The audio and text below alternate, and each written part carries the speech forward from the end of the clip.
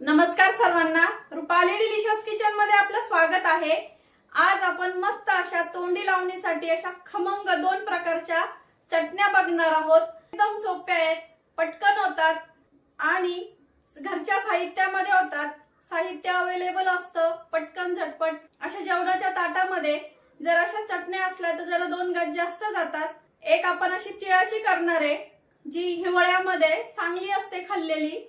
तीळ तर आपण असे खाऊ शकत नाही जास्त, म्हणजे आपल्याला आवडत नाही खायला डायरेक्ट असे तीळ, तर आपण असे चटणीच्या माध्यमातून खाऊ शकतो। आणि एक शेंगदाण्याची चटणी बघणार आहोत। शेंगदाण्याची चटणी तर एकदम करायला सोपी आहे, एकदम अशी झटपट होते। तरी म्हटलं चला दाखवूया। तर मग रेसिपी स्किप न करता संपूर्ण बघा आणि व्हिडिओच्या शेवटी लाईक करायला विसरू नका।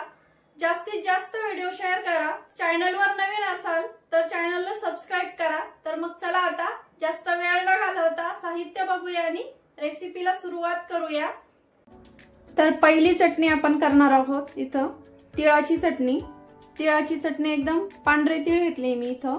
पांढरे तिळाने एकदम हिवाळ्यामध्ये चांगले असतात तीळ खाणं, हाडं मजबूत होतात। असं नुसतेच तीळ खाल्लंच जात नाही आपल्याकडनं, तर मग असं चटणीच्या माध्यमातून आपण खाऊ शकतो। तर पहिली चटणी आपण अशी बघणार आहोत पांढऱ्या तिळाची। तर एक वाटी तीळ घेतली आहे, वजनी प्रमाण म्हणाल तर 200 ग्रॅम। मिरची घेतली आहे, खूप जास्त मध्यम अशी तिखट आहे ही, लवंगी मिरची नाहीये। तर ही मिरची घेतली आहे मी 10 ते 15 ग्रॅम। मिरची तुम्ही तुमच्या आवडीप्रमाणे कमी अधिक करा। 2 ते 3 चमचे शेंगदाणे, 1 चमचा जिरं, चवीपुरतं मीठ, 10 ते 12 लसूणच्या पाकळ्या। खूप जास्त काही चटणीला आपल्याला साहित्य लागत नाही आणि दुसऱ्या चटणीचं साहित्य मी नंतर दाखवते, जेणेकरून तुम्ही कन्फ्यूज नको व्हायला, म्हणून मी आधी फक्त पहिल्याच चटणीचं दाखवलं।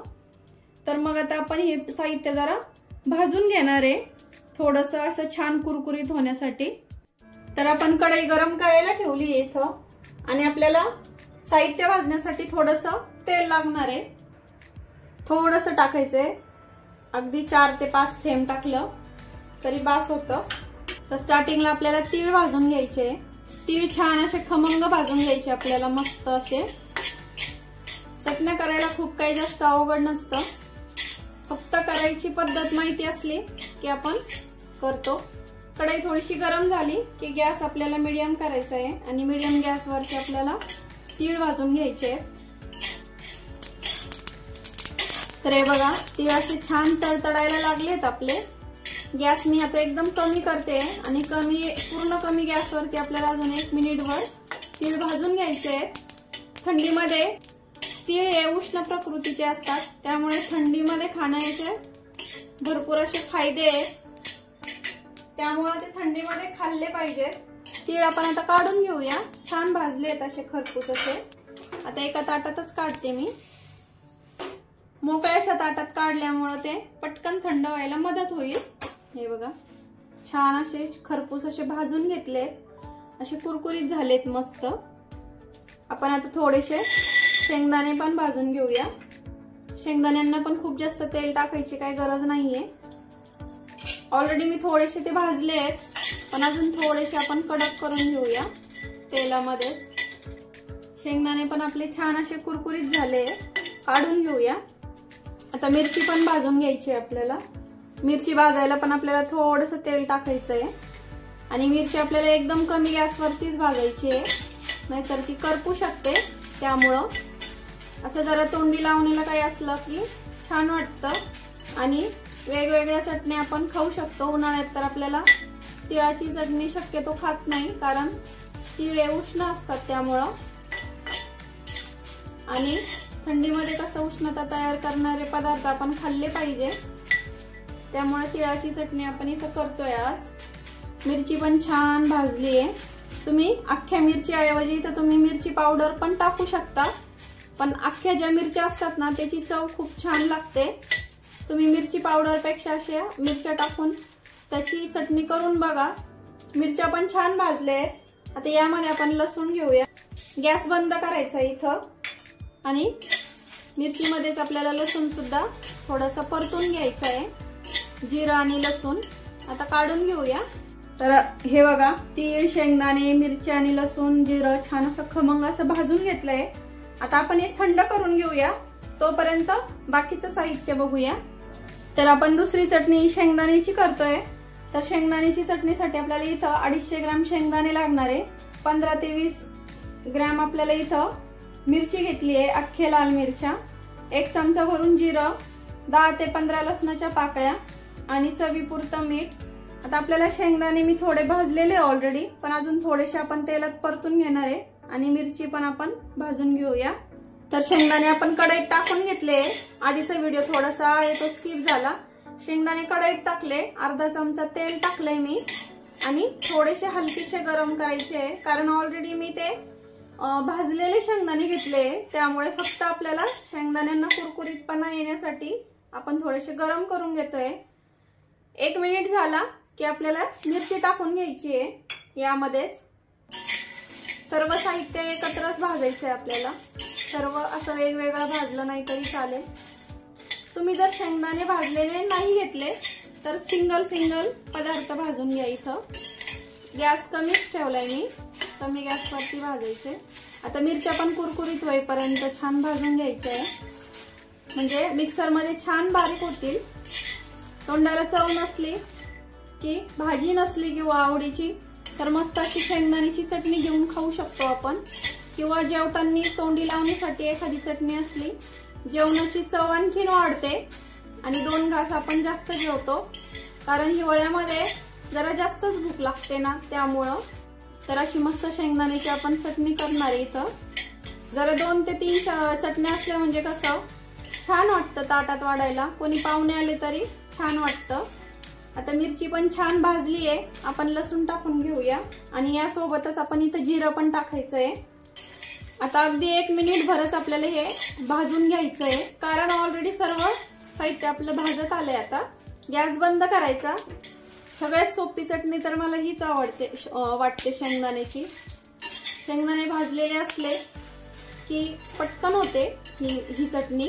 आता एका ताटामध्ये आपण काढून घेऊया. छान असं खमंग सर्व साहित्य भाजलंय आपलं. आता काढून घेतलं. आता हे पण थंड होऊ द्यायचंय आपल्याला. तर हे बघा, दोन्ही साहित्य आपण इथं भाजून घेतलंय छान खमंग असं. तर आता छान थंड होऊ द्यायचंय पूर्ण, एकदम रूम टेम्परेचर पर्यंत आपल्याला थंड होऊ द्यायचंय. आणि मग आपल्याला हे मिक्सर मध्ये दळून घ्यायचंय, किंवा खलबत्त्यात कुटून तर एकच नंबर लागतात, किंवा खलबत्ता असेल तर खलबत्त्यात कुटून घेतलं तरी चालेल. आता दोन्ही आपल्या वाटून घ्यायचं आहे. तर दोन्ही पण साहित्य आपलं थंड झालंय, पण आधी आपण तिळाची वाटून घेऊया. आधी आपल्याला मिरच्या टाकून घ्यायच्या आहे. मिरच्या थोड्याशा बारीक वाटून घ्यायच्या आधी. आवाज ऐकू शकता तुम्ही, किती छान असा कुरकुरीत आवाज येतोय मिरच्यांचा. तर आधी हे वाटून घेऊया आपण.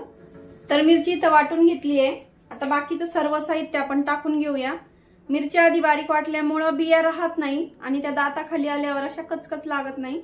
आणि आपल्याला ओबडधोबड वाटायचे आहे तीळ आणि शेंगदाणे, त्यामुळे आधी मिरची वाटून घ्यायची, जेणेकरून मिरची मधल्या ज्या बिया असतात ना त्या एकदम छान फाईन अशा बारीक होतील. तर आता हे सर्व साहित्य आपल्याला इथं टाकून घ्यायचंय मिक्सरच्या भांड्यात. तर हे बघा, सगळं एकत्र साहित्य टाकलंय. आता एकजीव तयार होते चटणी आणि खायला अशी खमंग लागते.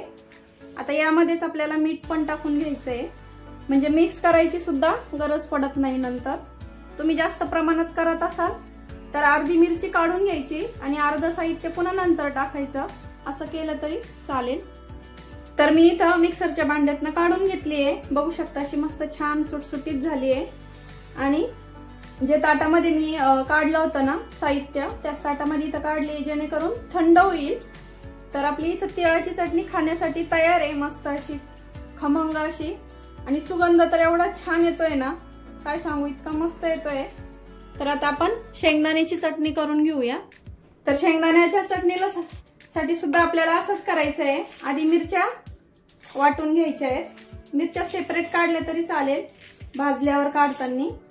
आता मिरच्या सुद्धा आपल्याला एकदम अशा बारीक वाटून घ्यायच्या आहे, जेणेकरून त्यामध्ये बिया राहणार नाही. तर हे बघा, मिरची इथं वाटून घेतली आहे. आता आपण शेंगदाणे पण यामध्येच टाकूया. आणि चवीपुरतं जे मीठ घेतलंय ते पण टाकायचं इथं। आता आपल्याला शेंगदाण्याची चटणी तिळाच्या चटणी सारखी अशी एकदम जास्त बारीक नाही करायची आहे, एकदम अशी ओबडधोबड ठेवायची। त्यामुळे खाताना शेंगदाणे जेव्हा दाताखाली येतात ना तेव्हा खूप छान लागते त्याची चव। त्यामुळे खूप जास्त अशी एकदम फाईन अशी बारीक नाही करायची आपल्याला। तर हे बघा या पद्धतीमध्ये आपल्याला ठेवायची आहे। ताटात काढून दाखवते तुम्हाला। मिक्सर चालू बंद करत करत आपल्याला ही मिरची वाटून घ्यायची आहे। आणि तुम्हाला म्हटले ना मी खलबत्त्यात तर आणखीन छान होते। हे बघा अशी मस्त, आणि रंग बघू शकता, अख्ख्या मिरच्यांमुळे इतका छान रंग येतो ना, आणि खायला पण तेवढीच टेस्टी लागते शेंगदाण्याची चटणी। खूप जास्त तेल टाकायचं नाही, म्हणजे 2 ते 3 महिने आरामात टिकतात ह्या चटण्या। तर आपल्या मस्त अशा खमंग आपल्या चटण्या इथं तयार झालेल्या आहे, शेंगदाण्याची चटणी आणि तिळाची चटणी। त्यामुळे कमेंट मध्ये सांगा, एकदम साध्या सोप्या पद्धतीमध्ये सांगितलेली आहे। त्यामुळे कमेंट मध्ये सांगा की चटण्यांची रेसिपी तुम्हाला आता कशी वाटली आहे, आणि कमेंट करा नक्कीच, आणि लाईक करा। आणि रेसिपी तर आता आवडलीच असेल, त्यामुळे जास्तीत जास्त शेअर करा, आणि लाईक शेअर सबस्क्राईब करायला विसरू नका। रेसिपी नक्की ट्राय करा, कारण घरचं जेवण हे खरंच स्वादिष्ट असतं। अशाच नवीन छान रेसिपींसोबत पुन्हा भेटूया। तोपर्यंत अशा छान चटण्या करा, मला कमेंट करा, आणि पुन्हा भेटूया। तोपर्यंत बाय बाय।